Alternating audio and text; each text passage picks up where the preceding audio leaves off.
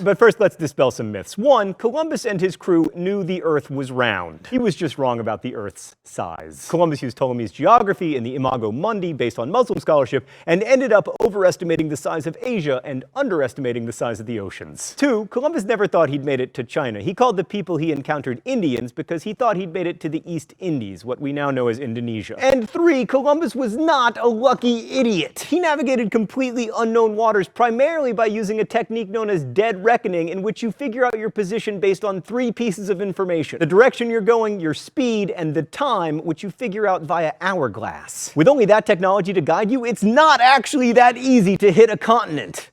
Come here, people who are saying he didn't hit a continent, he only hit some islands. Come here. Oh, it's time for the open letter? An open letter to the line of demarcation. But first, let's see what's in the secret compartment today. Oh. It's a globe. Thanks, Stan. Just what I always needed. Dear line of demarcation, you have so much to teach us about the way that the world used to work and the way that it works now. In 1494, Pope Alexander VI settled a dispute between Portugal and Spain by dividing the world into two parts: the Spanish part and the Portuguese part. This whole thing, at least according to Pope Alexander VI, could be split between Spain and Portugal, at least when it came to so-called unclaimed land. I mean, unclaimed by whom? You know, all the American Indians were like, wait, this land is available? In that case, we'll just keep it.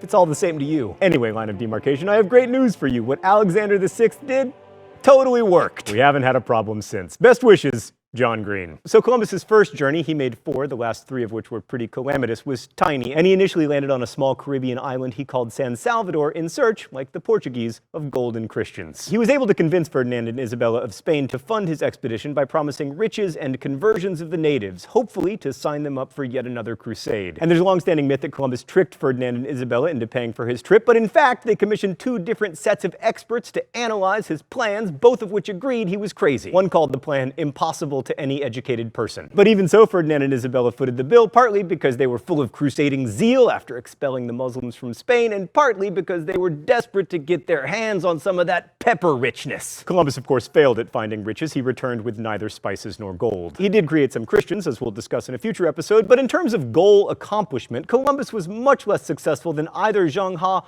or Vasco da Gama. But within 2 generations of Columbus, Spain would become fantastically wealthy, and for a time they were the leading power in Europe. Columbus's voyages also had a huge, largely negative impact on the people the Spanish encountered in the Americas. And excitingly from my perspective, once Columbus returned from San Salvador, we can speak for the first time of a truly world history.